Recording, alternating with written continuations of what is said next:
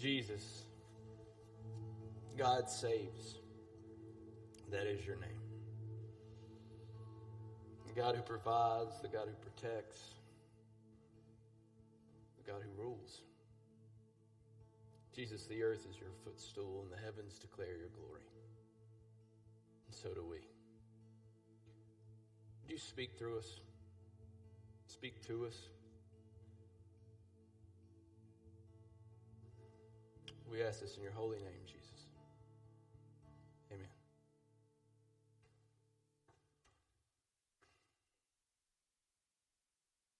All right. We doing good? Happy New Year. You excited about a new year? I know I am. Yeah. So, you can go ahead and turn your Bible to John 15 if you want to. John 15 is where we're going to be today. But first I got to tell a story. Friday night, we went to a ball game in Huntsville. Lindsay, me, and the two girls, and we're riding, and we were victorious. Okay, so that's important to remember.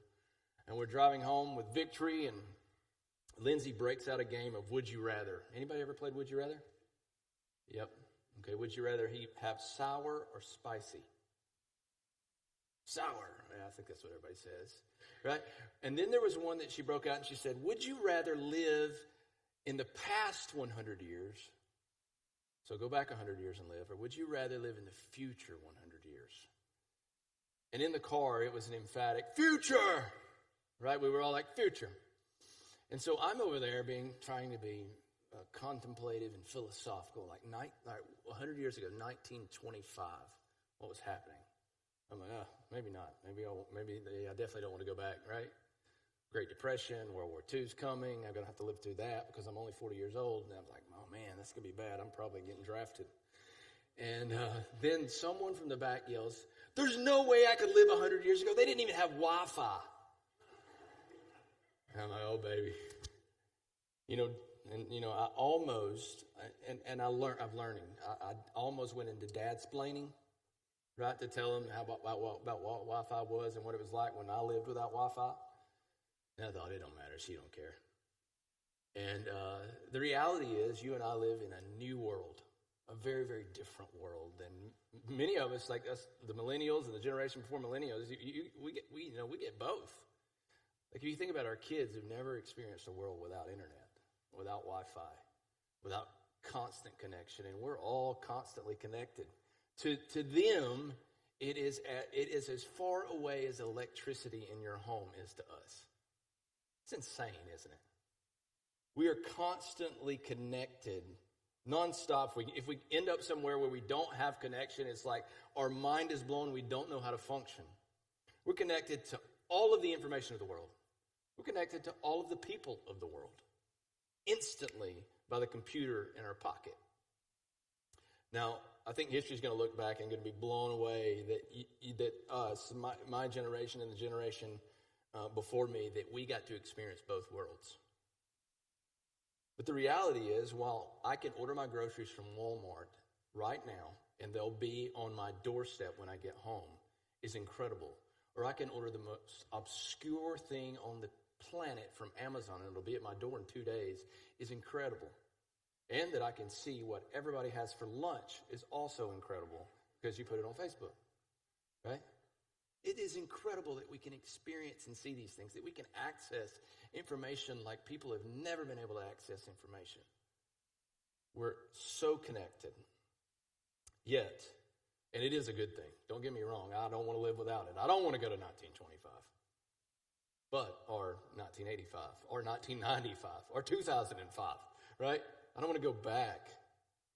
But the reality is, what our world is also learning, while we are connected to all of these things, we're also very aware that all of this connecting, all of this interaction or seemingly interaction, all of this ability to find information and to have things that we want and things that we need so quickly, it still doesn't fill us. It still doesn't make us whole. What we'll see, if we looked at statistics, and I looked at some this week, is that loneliness in our country is up higher than it's ever been. Anxiety up higher than it's ever been. Depression higher than it's ever been. Higher than the Great Depression.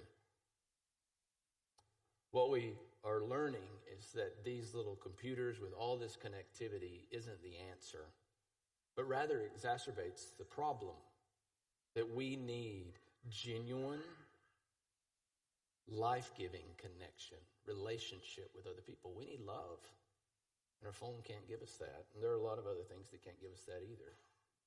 So we're going to be looking at John chapter 15. Are you there? Now, some things we need to know. So just some groundwork. John chapter 15 comes in the middle of Jesus' upper room discourse that goes from John 13 to John 17. So it's one big block of conversation that Jesus is having with his disciples. And he's having it at a time right after he has washed their feet. You know, he's done the Lord's Supper with them. He's washed their feet. He's even washed, he's washed their feet. And Peter says, oh, will you wash my head? Wash all of me, give me a shower. And he's like, oh, that's weird, Peter, stop it. And then he goes into this teaching that will, essentially when the teaching ends, when the conversation ends, Jesus is in the Garden of Gethsemane. He's praying and he's sweating blood because he knows that his death is coming in the morning. So these are the last things that Jesus says to his dudes, his guys. Also, in John 15, specifically, this metaphor that Jesus uses is the metaphor of a grapevine. Now, it would have been very, very familiar to them. It's not so familiar to us. We don't have a ton. We have a few vineyards around here, and your grandma may have grown muscadines, right? If you're a true Southerner. But for us, we don't experience this sort of farming that much. What we experience is chicken farming. So if Jesus would have given us a chicken house metaphor with a chicken truck and the chicken plant, we would know all about it. But we don't. All right, he doesn't give us that. He gives us this metaphor of a grapevine. Also, the grapevine was very, very important to Israel. The nation of Israel, the people of Israel, thought that they were the vine. Right? On the temple in Israel at that time, there was a mural, a giant mural of a grapevine just full of grapes. Representative that this nation, these people, this religious system is the vine of the world. Now, what Jesus is going to say in John 15, the very first thing he says is, I am the vine. So Jesus is redefining what the vine is for his disciples. You and I know that it's Jesus, but they didn't. Also, throughout this metaphor, Jesus is going to reveal one key element for everything he says. One key element for us. One key idea, one key word that says this is how you have true and lasting love, eternal love. This is how you have life and fullness of life. This is how you have joy. And this is how your success should be measured. And the one word is the Greek word meno. Meno. No, so not like Spanish or Latin. It doesn't mean less. It means abide. In the 11 verses that we're about to read, Jesus uses the word abide 10 times. He's going to use it so much you go, a little redundant, dude. Right? Like, why do you have to keep going? Abide, abide, abide. Because that's the point. But what does the word abide mean? How many of you have used the word abide in the last 6 months in a conversation? 1, 2. Right. I might use the word abode because I'm being a goofball, right? It's humble abode. Talking about home or whatever, goofing off. But I don't use the word abide. It's a church word. It's a Jesus word that doesn't seem to be part of our vocabulary in the real world, I guess you would say, or outside the context of church. That word abide is a very, very interesting word. It can mean to dwell with, right? So I'm dwelling there in my home. It carries with it this idea of home as well. And I want you to think of it as your emotional home. Like your emotional base, or if you said where I'm centering down to, where all of my emotions flow into, where they get their origin. I think a word that would help us is this word connect, right? Connect church. See what I did there, right? But this idea of being constantly connected, maybe we call it Wi-Fi, maybe I call it I've got LTE or 5G, or man, I don't 3G. I can't get anything done here, right? But it's idea of being constantly connected. So when you hear that word, or we read that word abide, it is a Jesus word. It is a church word. But it has great meaning for us. It's the point. The reason he says it so often. Jesus is very clearly making the point that connection to him, constant, continual connection to him, is essential for life. It is what saves us. It is what sustains us. It is what satisfies us. Constant and continual connection. So let's read. Now we're going to read it, and then I'm going to jump around and just kind of make 5 observations of what being connected, and I think constantly connected and continually connected, should be what we're hearing. What being connected to Jesus does for us, in us, and through us. Okay, you ready? John 15, 1 through 11. I am the true vine. In other words, the nation, the country, the people group, the temple where the vine is painted on the wall is not the true vine. I am the true vine. I am the true vine, and my Father is the vine dresser. Every branch in me that does not bear fruit, he takes away, and every branch that does bear fruit, he prunes, that it may bear more fruit. Already you are clean because of the word that I have spoken to you. Thank goodness he said that.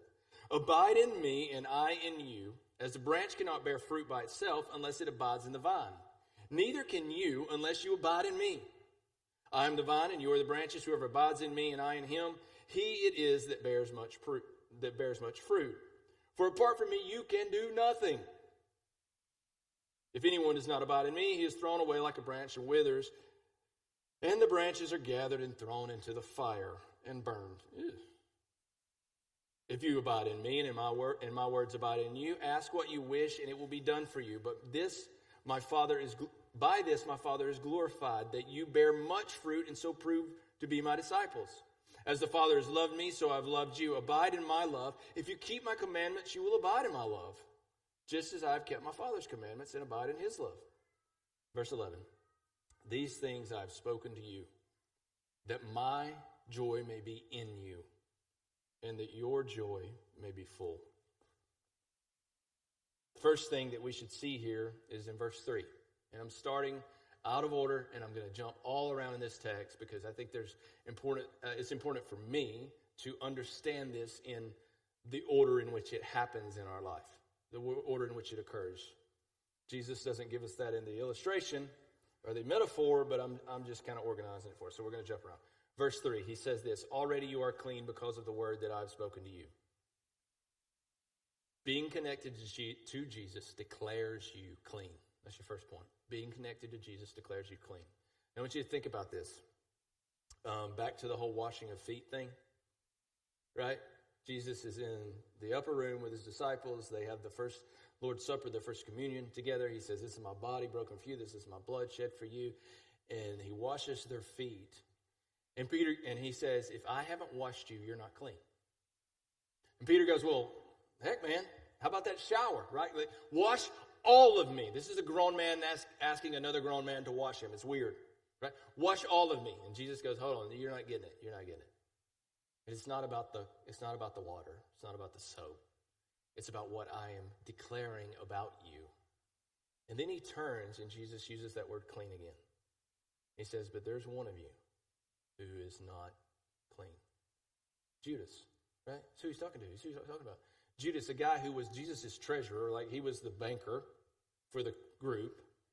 The guy who had walked with Jesus for 3 years. He's had the best teacher. He's had God in the flesh there with him. Yet Jesus says of Judas, though you may know everything and you may have done some pretty cool stuff, you are not clean. Because Judas, though he was present with Jesus, though he was around Jesus, though he could talk to Jesus, so he could spend the Jesus money, Judas was not connected. Constantly, continually connected to Jesus. Therefore, he was not clean. Being connected to Jesus declares you clean. And then we should start there. We should understand that you and I, all of us, every person that exists needs to be cleaned. And we can't clean ourselves up. We can't make ourselves clean enough. We need to be cleaned and cleansed from sin. From the sins that we do. The things that we do. The things that we think. The things that we say. But more than that, we need to be cleansed from the sins, or as much as that, we need to be cleansed from the sins of other people. The sin done to us by other people. We need cleaning from that. And then there's we need to be clean from the environment. Right? You ever take a shower and then go somewhere that's really nasty? How do you feel? Did I step on it? Is that me? Sorry, I stepped on something. You take an environment and you go into a place that's full of cigarette smoke. You need another bath, right? So you and I live in an environment that is tainted by sin, that is full of sinful, I'm not talking about cigarette smoke, sinful smoke. that grabs hold of us. So you and I need to be cleaned from the sin that we commit, the sin done to us, and the sin all around us. Simply put, you and I are not like God. That's the short of sin. You see, when you and I act, think, speak, or experience things contrary to the character and person of God, that is sin. And it makes us feel sad. It makes us feel bad. That may not make us feel both of those things at the same time. And we may not feel them in that moment. But this is the emotion that comes with it. It may make us feel dirty or filthy. And that is pointing to the separation that is between us and God. You understand the Ten Commandments are not just rules given to make you behave, right? No, the Ten Commandments are revealing to you and I the character of God. When it says do not lie, what it is saying about God is that he does not lie. When it says do not covet, it is saying God does not covet. This is the point. Anything that you think, act on, or speak contrary to the character and person of God is sin, and it leaves us feeling dirty at the bottom of it all. Yet Jesus declares us clean. Declares is an important word. We talked about it, and we had makes. We were like trying to think through this concept, making sure that's the right word. And Brad's like, declares. Declares. So I'm going to make a declaration, but it is Jesus who makes the declaration of us. So I could declare that I'm not 40 years old tomorrow, but is tomorrow going to come and I'm still going to be 40 years old? Yeah, it's just a declaration.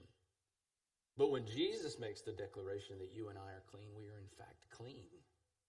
Clean before him, but maybe not clean in the moment. You see, Jesus declaring us clean doesn't mean that we are in fact totally clean because we've got grit and grime and dirt and sin. We continue to sin. Which leads us to the next point, verse 2. Look at verse 2. Now, verse 2 is one I've struggled with a lot over the years. I've read books on it. I mean, literally read a book on this passage. And I still didn't get it. So I'm hoping I've got it today.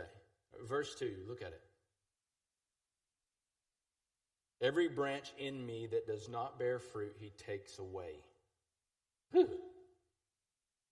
And every branch that does bear fruit, he prunes that it may bear more fruit.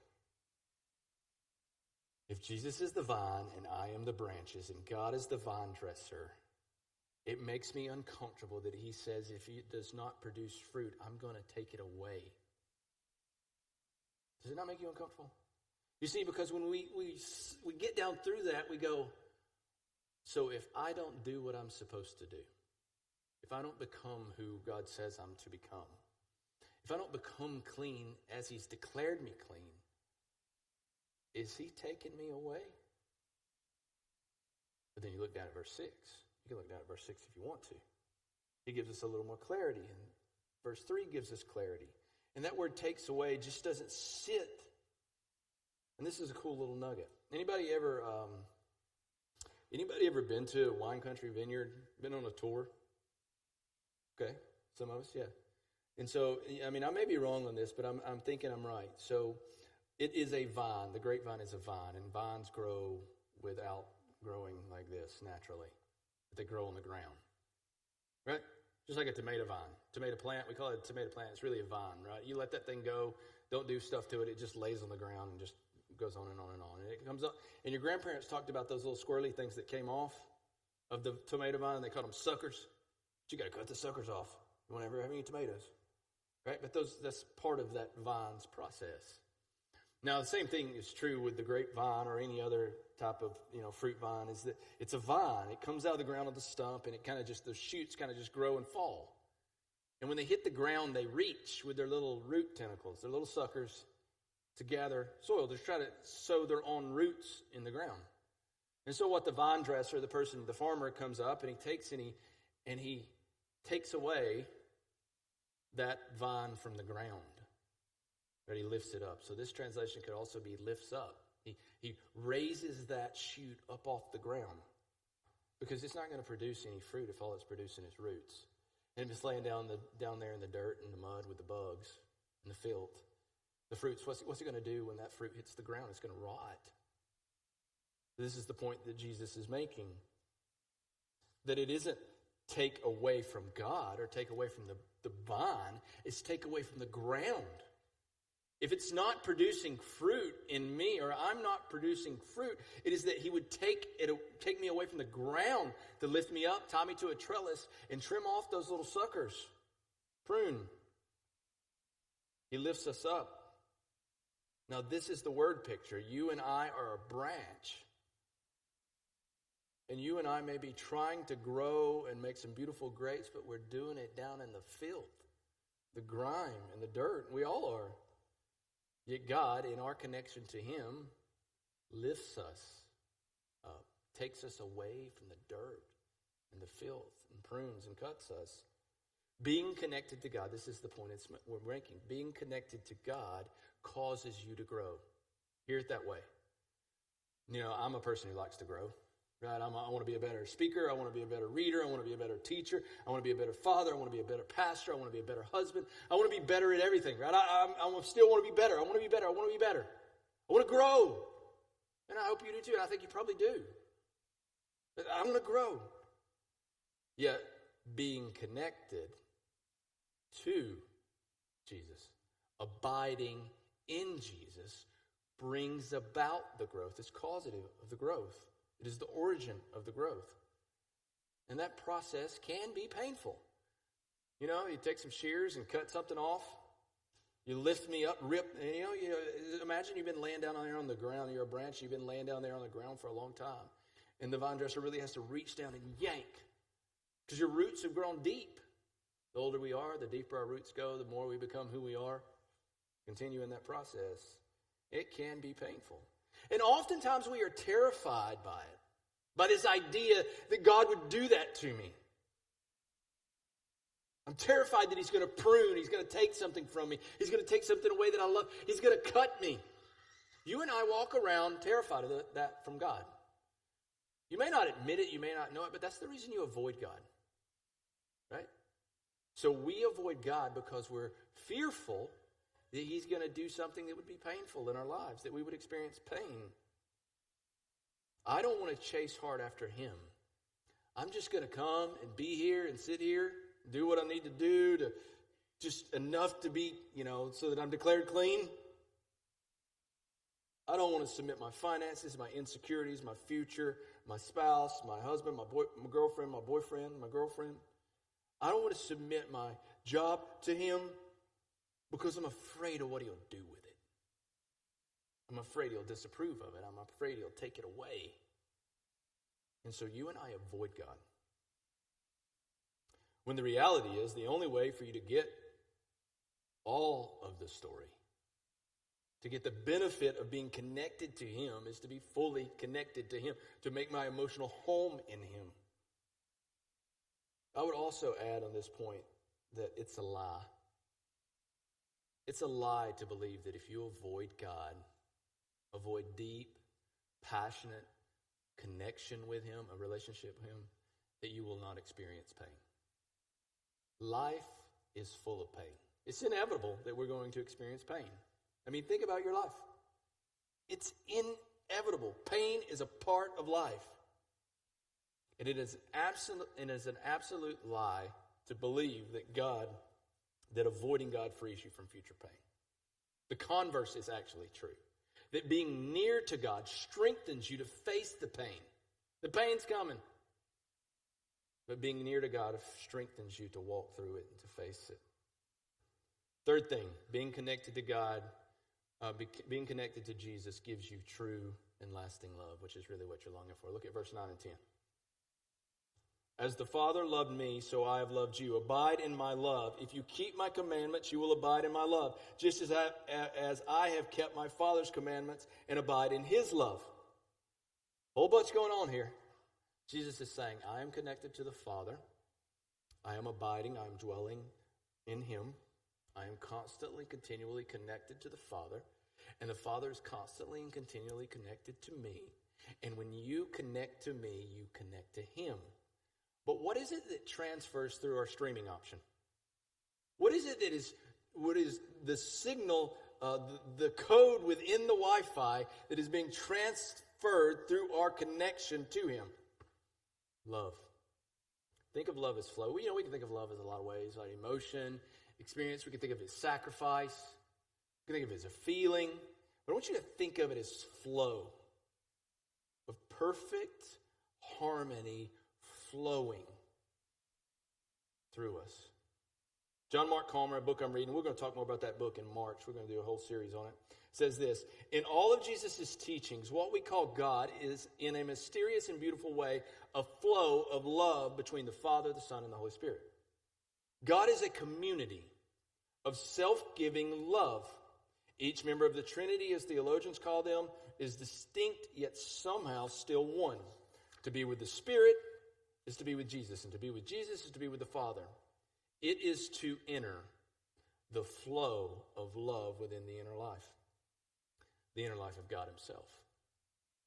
C.S. Lewis would say it this way: it's like a dance. When he would talk about the Trinity, he would say it's like a dance.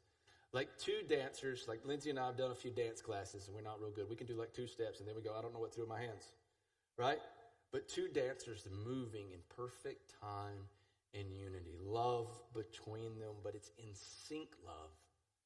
It's not love that is sent and then not received, or received and not sent. It's this flow. It's the Trinity. And you and I, because of Jesus, get to enter into that connection. We get to enter in and receive the flow of God's love to us when we feel dirty, when we feel shameful, when we feel afraid.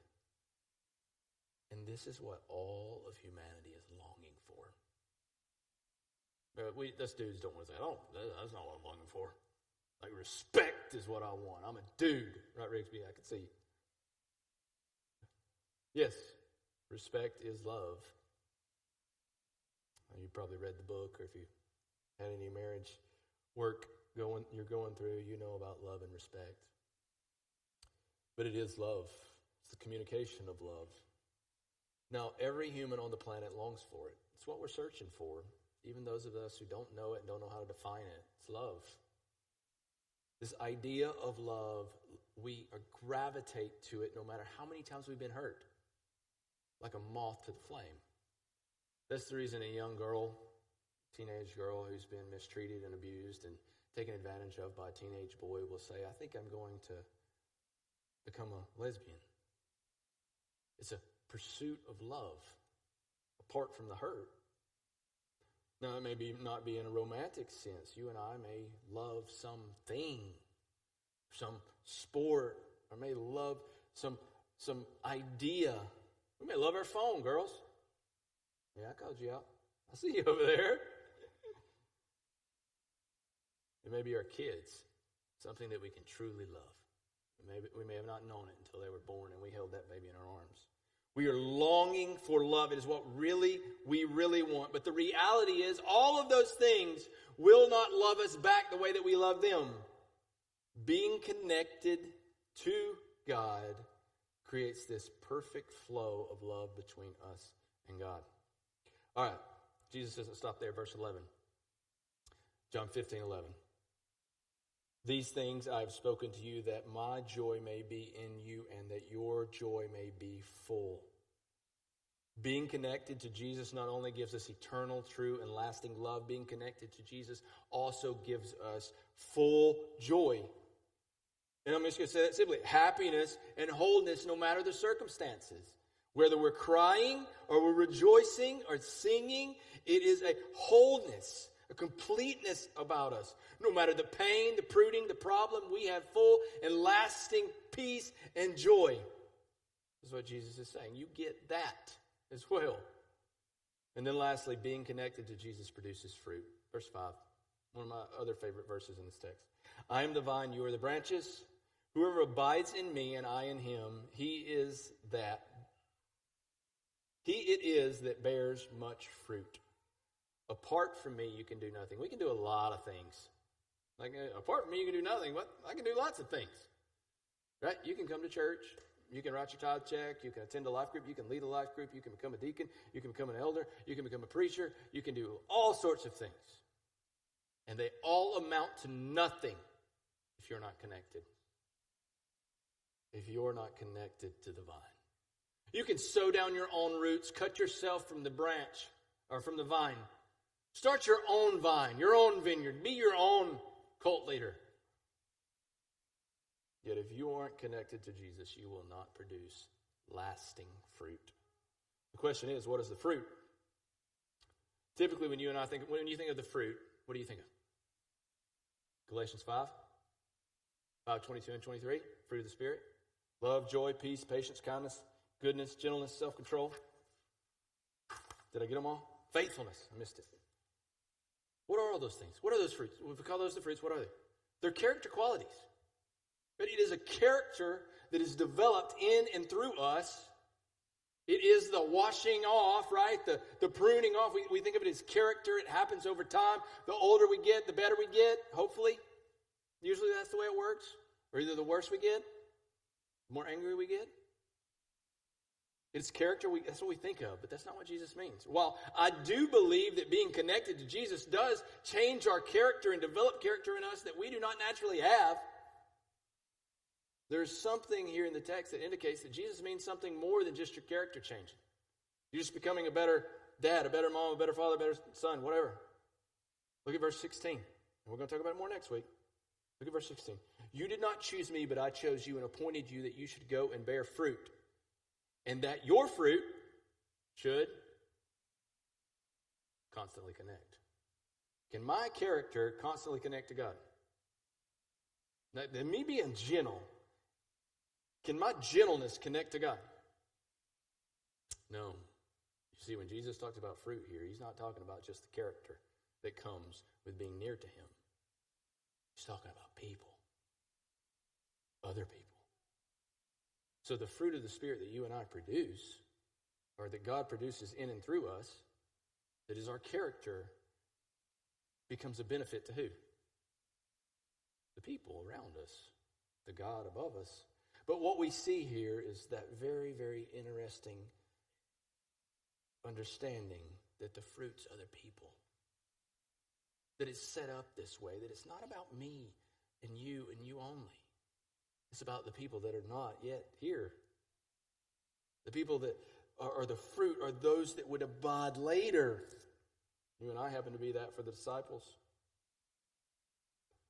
Now, we're going to talk about that more next week.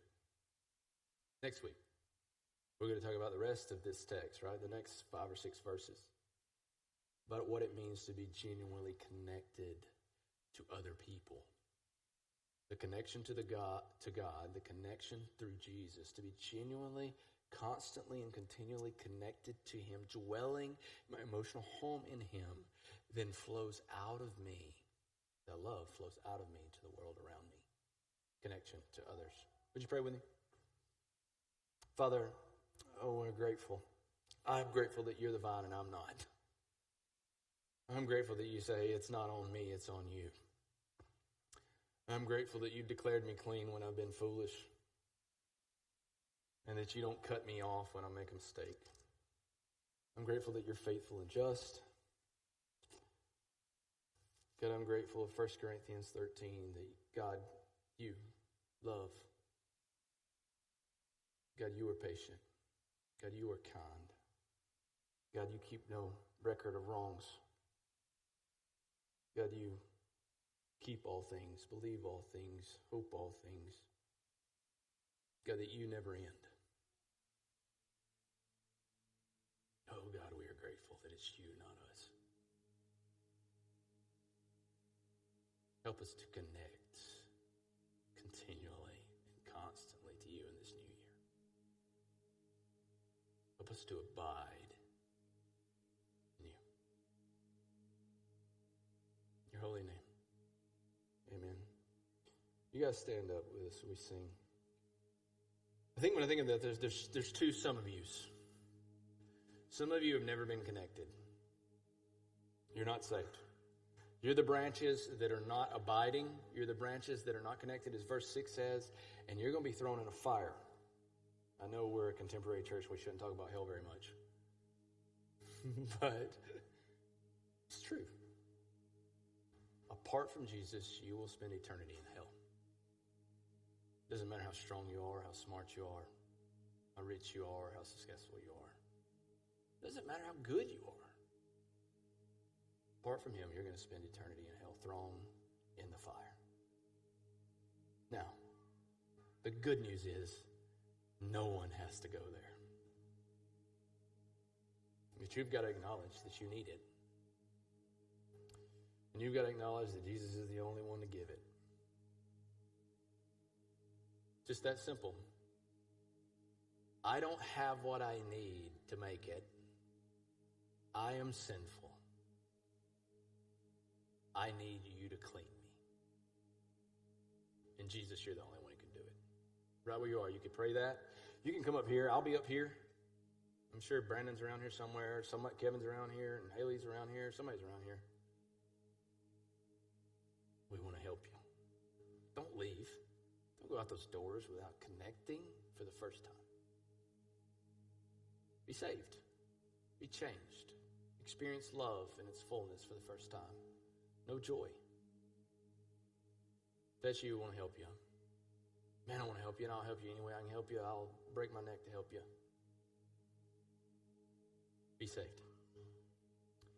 But for the rest of you, go, well, I'm connected. I know I'm not going to the fire, thank goodness, right? I'm so glad that verse 2 means he's taking me from the ground and not from the branch. But maybe you've been avoiding God for fear. Maybe it's fear of pain. Maybe it's distraction and busyness. You've been looking in other places. Maybe it's shame and guilt. You feel bad. You feel guilty. You feel dirty. You go, well, I can clean myself up before I come back. No, you don't. No, you don't. All you gotta do is give up, man. Genuine, continual, constant connection to him. Would you? Would you? Maybe it's not been as strong. Maybe your signal's not been as strong as it was last year, the year before. Maybe it's a new year, a new opportunity for a really strong signal. You respond as the Lord leads you.